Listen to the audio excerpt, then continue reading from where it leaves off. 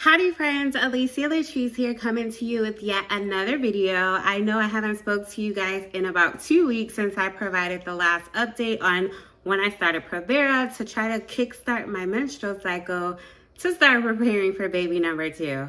In this video, I will be discussing where I am currently within the process, what's transpired the past 2 weeks, and the current medications that I'm on. So stay tuned.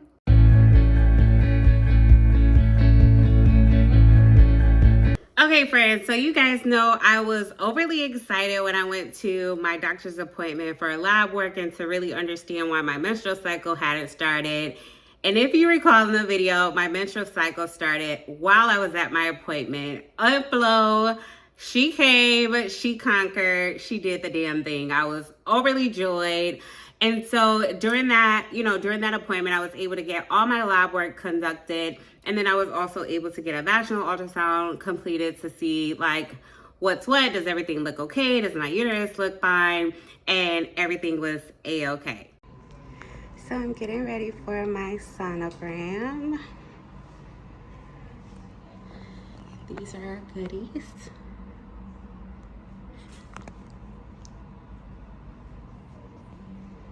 I'm excited.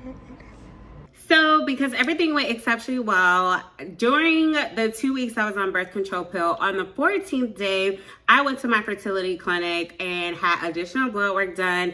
And this time I underwent a saline sonogram. And so basically what that is it's a vaginal, it's a vaginal ultrasound where they place like small amounts of sterile water into the vagina, where it's pretty much while they're doing the ultrasound to understand, are there any abnormalities within the uterus, such as inline polyps, fibroids, scar tissue, anything that would potentially hinder you from conceiving. So that went exceptionally quick. It was only about 15 minutes. It wasn't uncomfortable or anything. I was literally in and out of there. And, you know, on the screen, because it's in an ultrasound form, they allow you to see, so you see when the water is then inserted, and then, you know, the fertility doctor just kind of walks you through like, okay, everything looks good. There's no cysts, you know, there's no fibroids, there's nothing to be concerned about. And or if there is, you both will talk about what next steps are before moving forward with your transfer. So thankfully, everything went exceptionally well with the findings of the procedure and my blood work. So the doctor stated 3 days after I had the sonogram, I was able to start estrogen. And so I am not new to this. I am back on the estrogen dotty patches. So this doctor, the protocol he has me on currently is I only use one of these and I swap it out every 3 days. And prior, I was on 3 of these and I swapped them out every 3 days. However, the Estradiol pills are new for me. So these are some dissolvable pills I have to place under my tongue 3 times a day, whereas before I didn't have to take the Estradiol pills. So of course, every doctor goes about the protocols differently, which I've noticed compared to my first RE. But the reason for the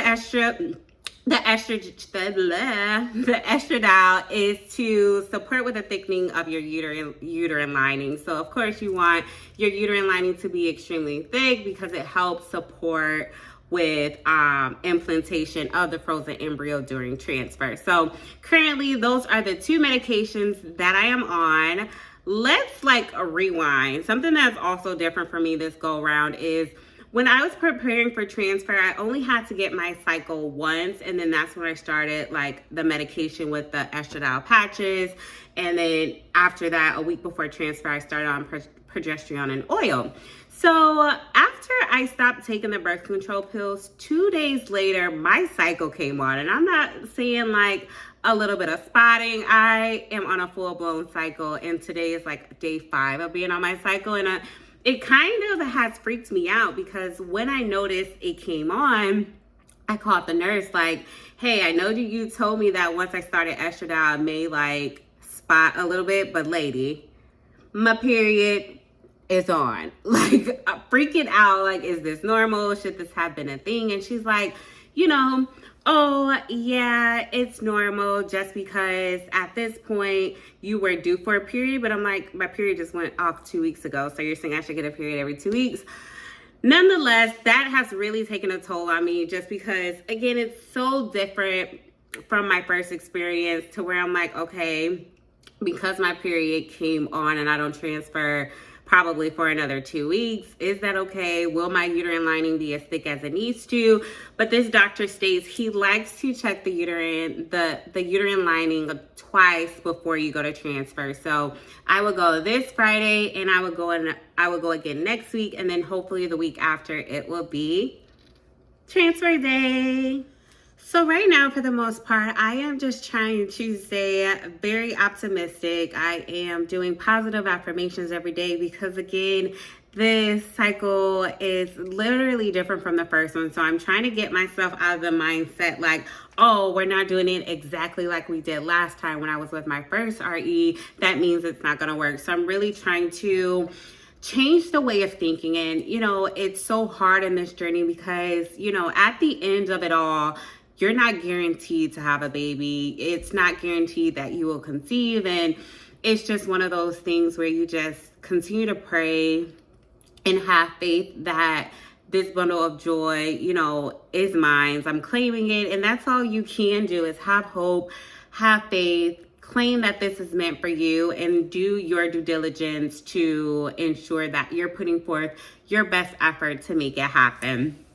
And, I think a lot of my time right now is spent on, am I eating enough pineapples? Am I drinking enough cranberry juice to make sure my uterine lining is thick? Have I called to schedule my next acupuncture appointment? I'm going a little stir crazy because I'm trying to make sure I'm hitting and ticking all the boxes to better my chances for my frozen embryo to implant into my uterus. So hopefully I have an update for you guys once I have my next additional 2 uterine lining checks. And again, so I can broadcast a transfer date to you guys. So right now, again, I'm being kind to myself. I'll provide continuous updates along the way.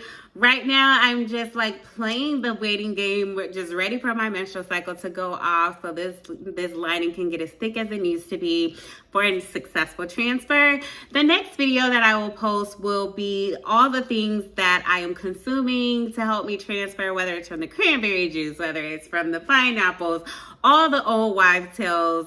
I'm doing it again. I did it the first time. I'm like living by it. So I'll share that to you guys as well. But until next time, I will talk to you guys soon.